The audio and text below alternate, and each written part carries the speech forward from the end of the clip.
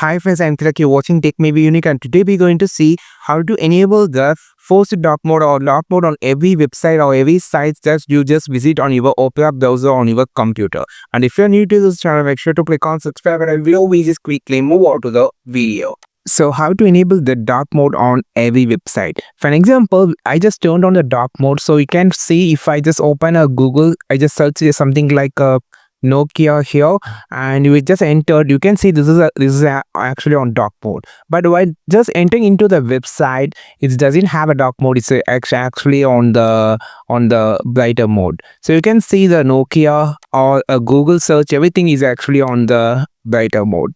So I just need to change to the dark mode. You have this option on Opera browser. Click on the easy setup setting on the top. You can see the setting symbol. Click on this.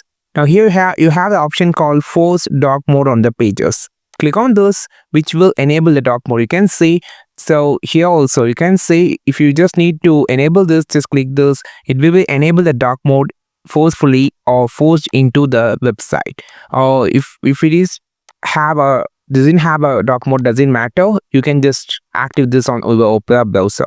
I think this video helped you a lot. Like this video, share this video, subscribe this channel.